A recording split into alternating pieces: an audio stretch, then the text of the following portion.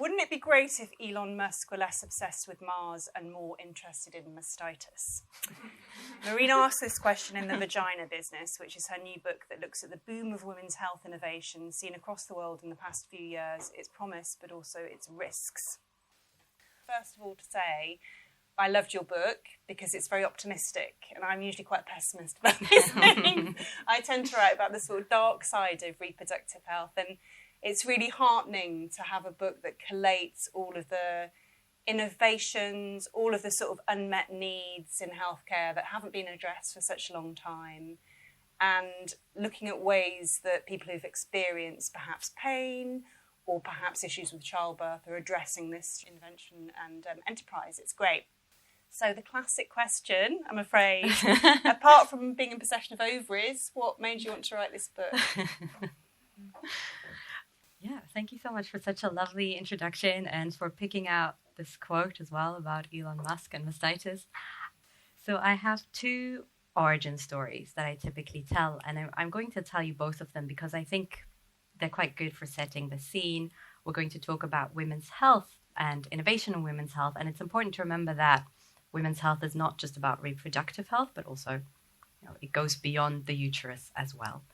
So the first innovation that I came across that drew me into this field was a bra. About 5 years ago, I learned something new, which is, and I'll ask all of you this question. So if you're asked to imagine a person who's having a heart attack, who do you see? Picture the person. A man, that's right. Usually an old man. Yeah, exactly. That's it. And the symptoms that you typically think of are pressure on the chest and pain radiating down the left-hand side. And so I learned that those symptoms are typical for men, but they're not typical for women, right? Women are more likely to have extreme long-term fatigue and jaw pain, and we're more likely to call this pain discomfort rather than pain. So I was surprised to learn this, and I found out that as a result of our focus on male symptoms, women are 50% more likely to be misdiagnosed. After a heart attack, women wait longer to seek help. And I met a woman called Alicia Chong Rodriguez, who has created a smart bra. Her company is called Bloomatech, and they've created a bra that women who are at risk can use to monitor their heart health. And I thought that's so cool, because not only is there a problem that I've learned about, there's also a solution. And I'm really energized by solutions. I read a lot of nonfiction, and I think it's so important to know about the gaps and about the problems, but I want to know, okay, and now what? What can we do? And so I thought her bra is part of the puzzle and potentially part of the solution. So I met her at a conference, and I was sitting in one of those balcony seats where you're at the top looking down. And so in the lunch break, I ran downstairs and I asked for her business card, and I said, I really want to write about you. And then I went home and I pitched all of my editors, who usually say yes to my stories, and nobody was interested. There was just tumbleweed in my inbox. And there was this perception that the topic was a bit niche. Something that could potentially apply to over 50% of the global population was perceived as being niched. And that's something that I often hear from female health entrepreneurs, that's an obstacle they encounter. And this was before COVID. Then COVID happened. And I think several things shifted during COVID. One of them was that we became comfortable with testing ourselves at home, right? So some of the power in healthcare moved from the practice into the home. And then, I don't know if you remember this, but men were initially more affected by COVID than women. So nowadays we know women are more likely to have long-term COVID, but initially men had worse symptoms. And so if you want to be cynical, you could say suddenly we paid more attention to sex differences in health because men were more affected by it. That's perhaps a cynical take, but I think that's what happened. And then at that point, I finally managed to write the story about the smart bra. It was published in The Guardian, and it did well. I was invited to chair a panel at one of the very first Femtech conferences. And my panel was in the morning. It was about period apps and data privacy. And I ended up staying for the whole conference. I was listening to all of the other panels. I was so drawn into this topic because I realized I wasn't just learning about technology, I was also learning about my own body. And you kind of think you know about your body, but in reality, there's so much more to learn, right? And I was in my early 30s at the time. I'm in my mid 30s now. And at the time, I knew I wanted to have children soon. I also knew that 9 in 10 first-time mothers experience a birth injury. And that's something that sometimes you hear about it from friends who've already given birth. They'll mention it. And then there's also an attitude where people say, oh, no, don't tell her. You don't want to put her off. You don't want, she hasn't given birth yet, so don't tell her. But I don't really like that attitude. I prefer to know what might happen. I'd like to know my options. I'd like to look into what I might be able to do about it. So I wanted to potentially prevent that. And I was really excited when I came across a company called Materna Medical in California. So what they've created is a dilator that pre-stretches the muscles of the vaginal canal in the first stage of labor. So that, and it's important to say, it doesn't stretch the cervix, it stretches the muscles of the canal. So that by the time the baby comes through, hopefully those muscles have been pre-stretched and you're less likely to have tearing. And I should say the company is not on the market yet. It's in clinical trials. So we don't know whether it will make it to the market, but I thought it's an interesting idea. And it's a preventative device, which is quite rare. And it's relatively simple, right? It's a dilator. So those are used for other things. And I spoke to the CEO. She's called Tracy McNeil. And I learned 2 things from her. I learned that the last big innovation in the standard of care of birth was the epidural. And the epidural was popularized in the 1950s. So if you're about to give birth and you go to the hospital right now, you'll be offered the epidural, the best possible option for pain relief. And I thought there's no other area of technology where we give people something that's quite ancient. And we say, look, wow, this is the best we got. This is an incredible cutting edge floppy disk. And we don't do that. We don't say that. But in birth, we do. And the forceps, which is another instrument that's used in birth, is from the 17th century. And it's basically a set of salad forks. And that's something else that we use. So I was quite shocked by that. I spoke to Tracy. I spoke to some other entrepreneurs that focus on vaginas. And I learned that they struggle to raise money. And one of the reasons for why they struggle to raise money is because investors in the world of venture capital, who are predominantly male, are embarrassed by the topic. So I have this quote from a VC investor in the book who says, I don't want to talk about vaginas in my Monday morning partner meeting. So it's about guys being embarrassed to talk about vaginas in front of other guys. That made me so angry to think the reason we don't get the innovation that we clearly deserve and need and want is because there's a bunch of guys somewhere in a boardroom that's tasked with funding innovation and they're embarrassed by it. So I wrote this story called We Need to Talk About Investors' Problem with Vaginas. And that came out in Wired magazine, and the story went viral. And, just a short writing session later, here I am with a book. No, it took a long time, but the story made it possible for me to, put together a book proposal and make the case that there's a need for the vagina business. That's great. As one dragged out with salad tongs in the 70s, that really sits with me. A lot of people here will be hearing the term femtech and thinking it's quite a slippery term. Maybe you've heard it written about in the press. And there's a few definitions. So what's your definition of the term? So femtech stands for female technology. And the term was coined by Ida Tin, who's the founder of the period app Clue. She coined the term in 2016, and she was trying to create a term for investors specifically to bring together various companies that were focused on the female body so that investors could say, oh, I have a femtech company in my portfolio, rather than saying I've got something that helps women not pee their pads. That's how she explains it. The other thing to say is that some people think femtech refers to companies that are led by women, and so that's not what it means, but 80% of femtech companies are led by women. And so that makes it quite an unusual industry when you look at our other areas of technology or other areas of business. I also define the word femtech as something that has a positive impact. So for me, femtech moves women's health forward. It's oftentimes digitally enabled and consumer focused. And that's a definition that some VC funds use that invest in femtech as well. I also think femtech goes beyond products and services. So I see it as a movement of not only entrepreneurs, but also researchers and investors and so on.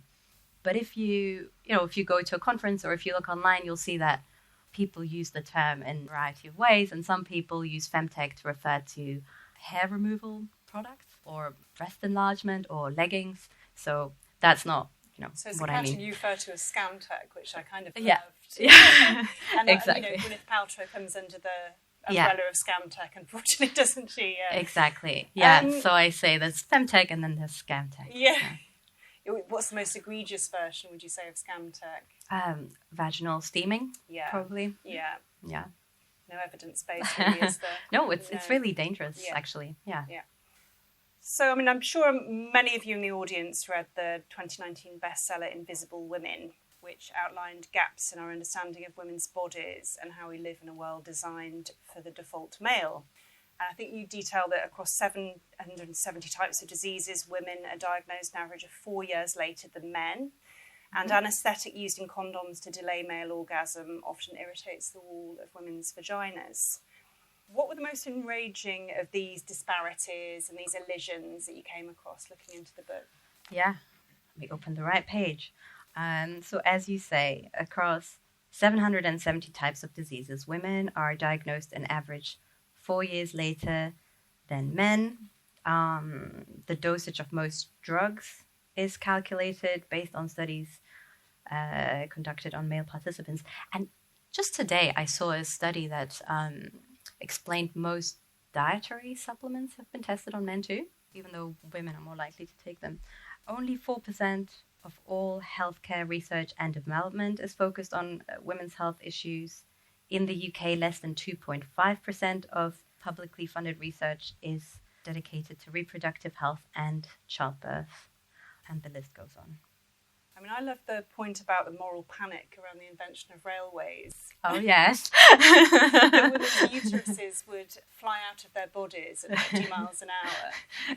And, this has happened throughout history, hasn't it? There's kind of misconception or a demonisation of female bodies. Is that something that kind of energised you when writing the book? Did you sort of want to correct for some of these things? Or these are seen as sort of historical oddities a little bit, aren't they? They are, yes, the idea of the wandering uterus uterus. That causes various issues in the female body, or that period blood can make the fruit fall off trees. Yeah, and in fact, that's the other thing I wanted to ask you about, the shame and taboos around menstruation and menopause. I think there's still a lot of shame across the board, and it depends on the country you're looking at, it depends on the group of people, so it really depends, but I think menstruation is probably being untabooed. Untabooed, that's the term you use, which I loved. Is that your coinage? I guess so. I have this chart in the introduction where I looked at the number of femtech companies in different verticals. And you see that there are loads that focus on menstruation and fertility, and only very few that focus on ovarian health or cardiovascular health. Over the last few years, there's been much more attention on menopause and perimenopause. I don't think when I started working on the book, I ever had anyone use the term perimenopause, whereas... No, it's become a category now, hasn't it, of product? Now it's everywhere. And there's a lot of bullshit in this space too. I loved your outlines and your kind of personifications of the entrepreneurs that you met and their little kind of quirks.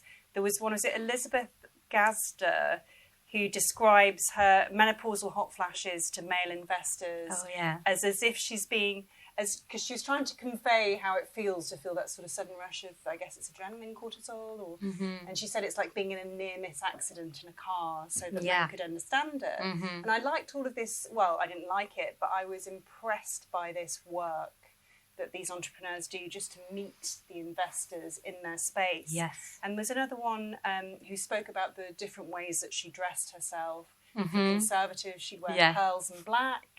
And then there's a very feminine costume for women investors. Yes.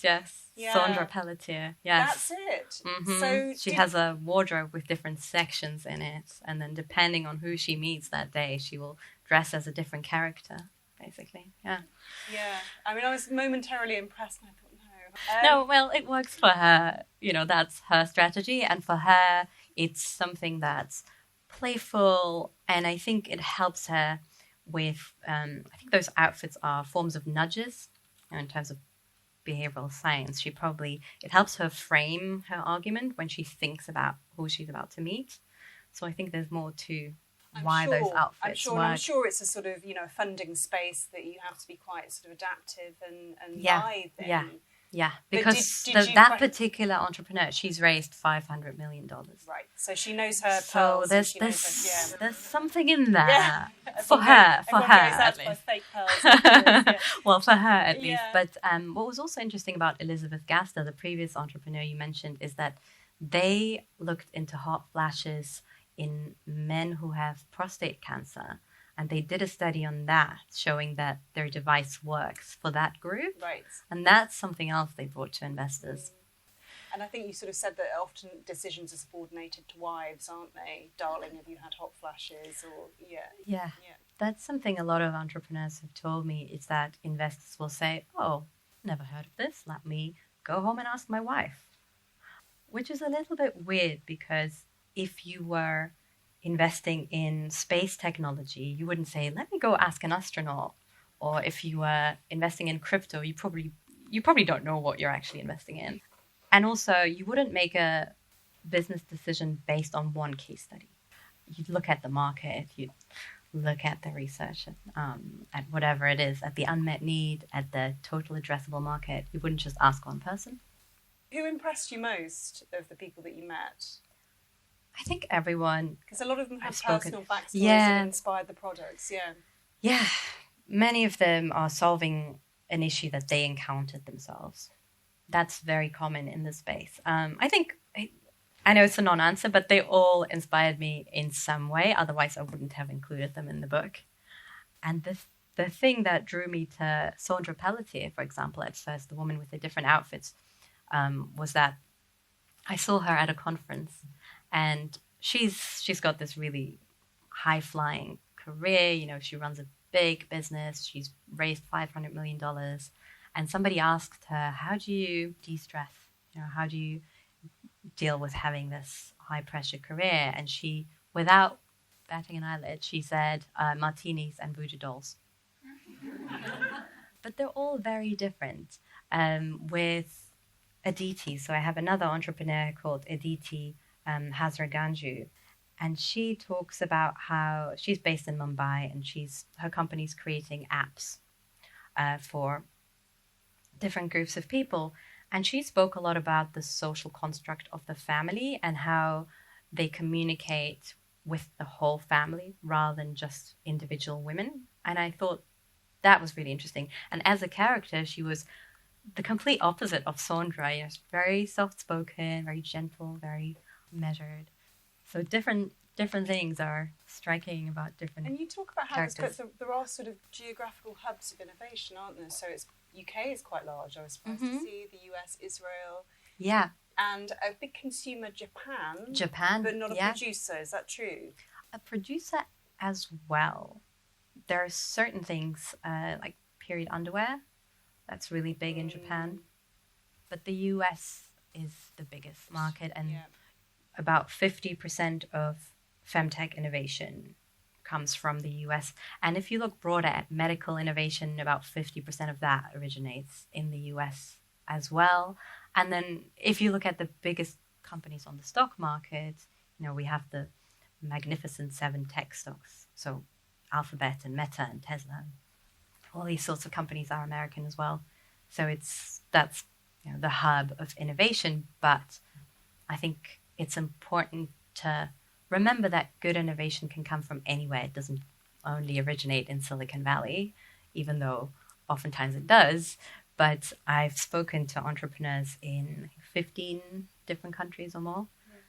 And I guess the needed innovations are often quite cultural, aren't they? Exactly. If you look at, suppose, the use of period tracking apps and the different uses for those, and in places where there's unmet need for contraceptives. Exactly. So sometimes it's about using technology to provide access to contraceptives or STI tests, rather than creating something completely new.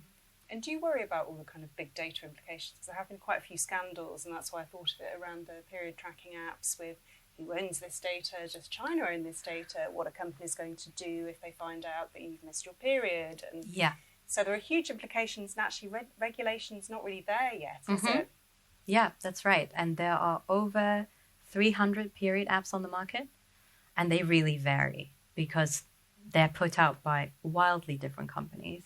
Some companies like Clue take data privacy very seriously, and they put a lot of thought into it. And then some period apps are produced by utility companies or gaming companies. They realized, if we create a period app, then there's another place where we can put ads, but they haven't actually thought about the privacy side of things at all. And you cover some vigilantes, don't you, towards the end of the book? Yeah, exactly. They're kind of data vigilantes, would you say? Or yeah, could you describe them?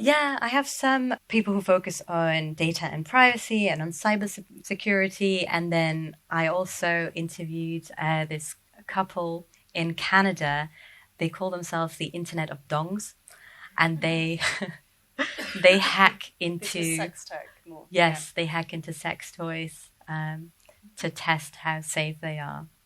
Because what are the implications if they're hacked? Well, somebody could, if it's a Bluetooth connected smart sex toy, somebody could control it remotely. Yeah, posing potentially as a partner. Exactly, impersonating a partner, or worse. There's some devices that can lock people in, like cages, and so there have been cases. So in terms of unmet needs, so the amazing stat about 50% of women will end up with incontinence or prolapse. Women are underserved in contraception, breastfeeding, birthing, as you said. What was were there any unmet needs, apart from the obvious ones that you've spoken about, that really shocked you, or you thought, wow, it's just so obvious, why is this need not being met? I think they're all quite shocking.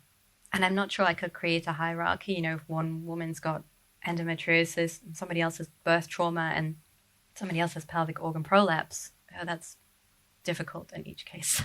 And I think we need better solutions for all of them. I love what was the company that did the fetal monitors for remote places? Yeah, Bloom Life. Yeah, yeah. Really exactly. Intervention, Yeah, so it's a wearable device. When I spoke to them, they were in clinical trials. But I know there are several companies that are working on something like that, so it's just a matter of time. I think those products are coming to the market very soon and may already be on the market. It's something that does the non-stress test when you're pregnant, and then they tell you to pay attention to whether the fetus is moving in the same way or whether it slows down. And then if you notice that it's moving in a slightly different way, you come in for a test and they measure the heart rate and they look for whether there are any contractions. And so that's something that you can do remotely with a wearable device. And then if you have healthcare deserts, like you do in lots of places in the US, that's particularly helpful. It is helpful. It just seemed like such a sort of obvious if it's easy technology. Mm. But then I do wonder a little bit with these things, all of these sort of data gathering wearables, almost this like data orthorexia in a little bit. Like we might have too much data. Like you see people who are sort of following sleep apps and gets, you know, sort of orthorexia, sort of sleeporexia, what it's called, orthosomnia. That's it. Yeah. That almost there is a risk with some of these sort of hyper data gathering services and devices that we go a bit too far with it. Yeah, I agree. And actually, something really interesting happened with that particular wearable device, Bloom Life. It was briefly on the market as a consumer device, so people were using it and they were misinterpreting the data a lot of the time. So Bloom Life then decided to get regulated, and now it's going through FDA approval, and the FDA decided that that data won't be sent to you, but it will be sent to your clinician instead, which is interesting. It's kind of another way of keeping that potentially reducing anxiety, but then also, you know, why wouldn't you have access to your own data? Yeah. And how since you've obviously written the book, in the process you've had your own child, and has that made you reflect a bit more on some of these products and this terrain generally as a specialism?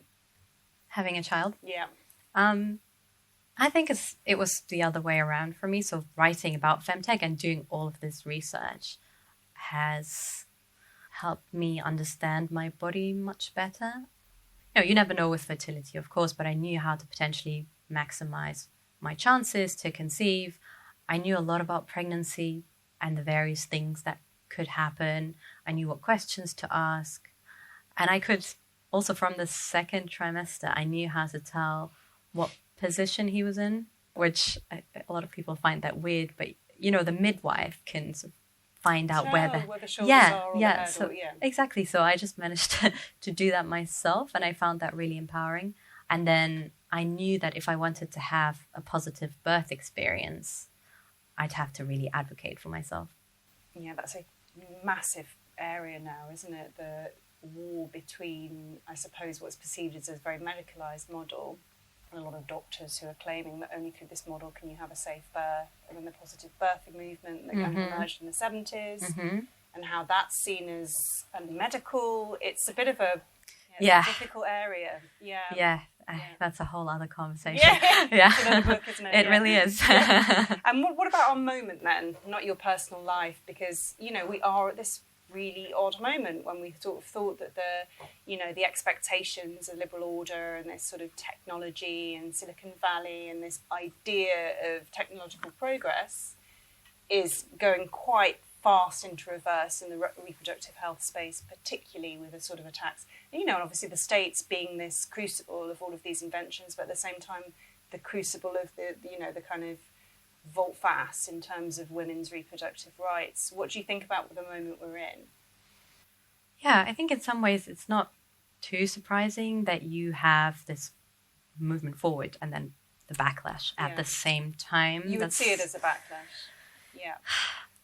Well, whichever way around, or you could say the femtech movement is energized by what is happening. And I think a lot of people are energized by it. And I think a lot of young people see what's going on politically, but they don't really see themselves going into politics. They see themselves going into startups and entrepreneurship. And so that's their way of addressing these issues. Whenever I have students reach out to me because they've read the book, you know, they want to start a company. They don't really want to run for office. But there are some hopeful statistics in terms of the investment that's going into the space. So we've seen lots of new investment companies that focus on women's health innovation that have been created over the last couple of years. There is a really exponentially increasing number of femtech companies. There's more awareness around many of these issues. And I think what gives me hope to some extent is that you can't, you know, for better or worse, you can't reverse science when it comes to abortion in particular. But it has a momentum of its own of sorts. And we now have medical abortion. Yeah. We've had it for over 2 decades or so. But that's very different from having a surgical abortion that, you know, requires a healthcare professional to be there, and it's this big procedure with general anesthesia and so on, compared to taking 2 pills at home by yourself and that being safe statistically. And so you can't really uninvent those pills. Yes, you can criminalize them, but you can't uninvent them.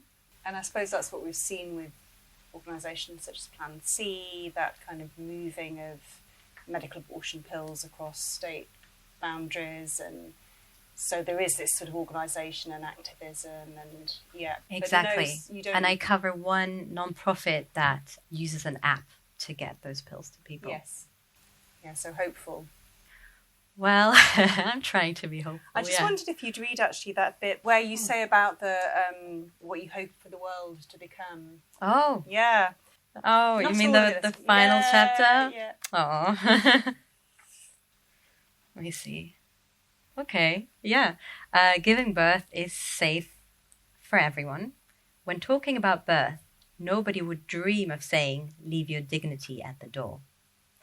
Birth is appreciated as the great achievement that it is. No woman is pressured into or denied an epidural, an elective cesarean, or another procedure of her choice for financial or cultural reasons. Abortions are legal and safe. There are many contraceptive options and they are accessible to everybody. Contraceptives have been researched rigorously and they have few or no side effects. Medical professionals no longer recommend the contraceptive pill as if it's a 5 a day. Period products are available for free in bathrooms, just like toilet paper. There is no period poverty. No period product is made to ever become landfill. No period product ends up as trash in the ocean. They're all biodegradable. The ingredients are transparent, have been tested, and are safe. Sex education includes consent and sexual pleasure as a central element of our overall health. There is no orgasm gap. There is no abuse of porn. It has been replaced by social sex. Everybody can draw a clitoris. I actually have a drawing of a clitoris in the book. It's got some customised stamps, including of a uterus that you designed yourself. That I drew myself. You hand-drew yourself. I did. And a clitoris as well that I stamped my books with, so that if you ever find yourself in a bathroom, perhaps here in this pub, and you feel like drawing a clitoris, you know, you can use it as your template. I would be quite hard pushed. I'd love to see it, yeah.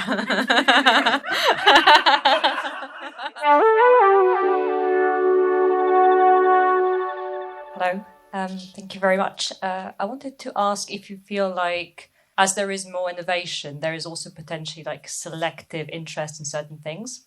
So I'm thinking about the fact that now you've got sort of anti-abortion and quite regressive actors who are investing quite heavily in cycle tracking apps because they've got their own interest in, well, us using cycle tracking apps as opposed to developing another pill that might have fewer side effects. So is there a bit of an ideological kind of battle there?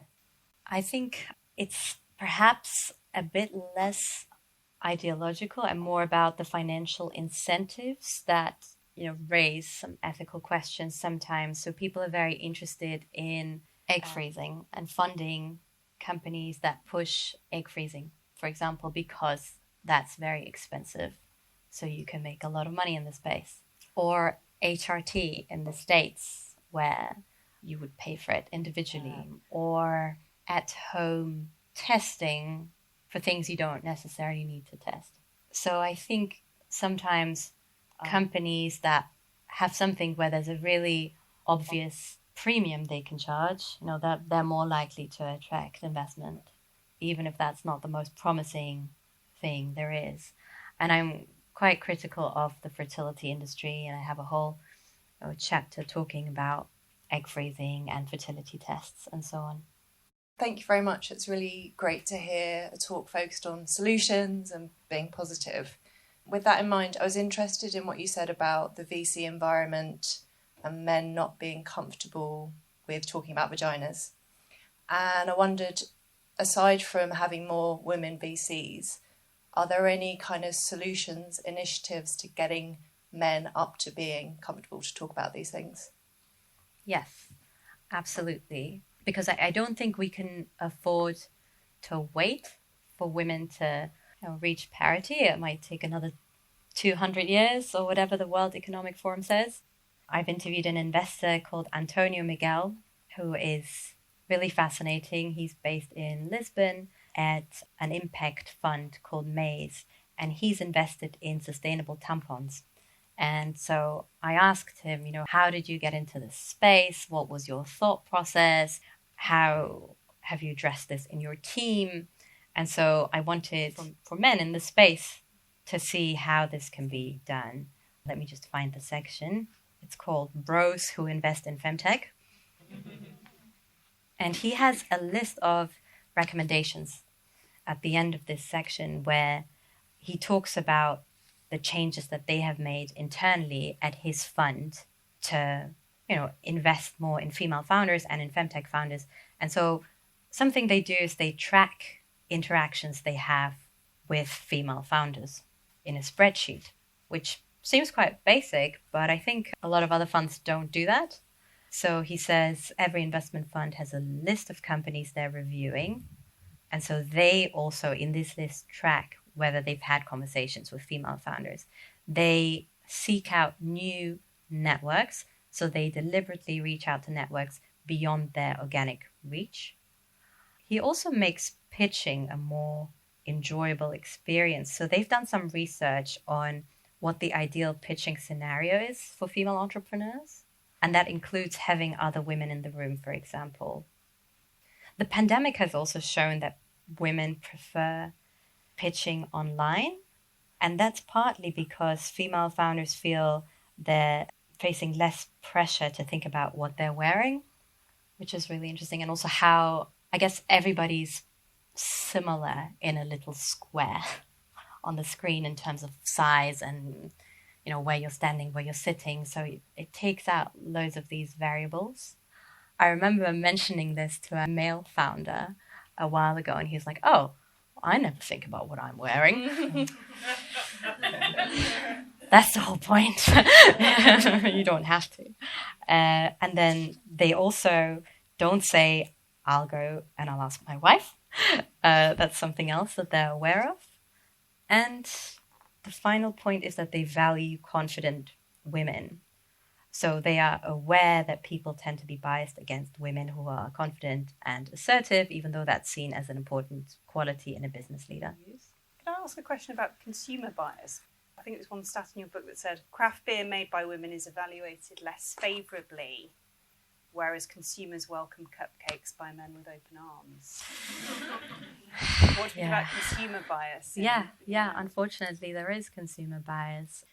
So in the investment world, women are more likely to raise money in gender congruent fields like beauty, and less likely to raise money in gender non-congruent fields like engineering, technology. But as you say, that bias is replicated in the consumer space as well. Hi. Do you see a future where the governments kind of step in and establish a mandate and say, unless your drug or, say, a seatbelt is actually tested thoroughly for women, it cannot be marketed to women, it cannot be sold to women? I ask this because we have enough data today to say how much harm has already been done through the years, and the future is even more scary because in a world where there is AI taking over a lot of things like medical diagnosis, the biases are getting perpetuated even there. Yeah, what I've seen is that academic journals have put out these guidelines saying if you're submitting an article, you need to explain whether you've included women, and if you didn't, why not? And whether you've analyzed your data by sex, and if you didn't, you have to have a good reason.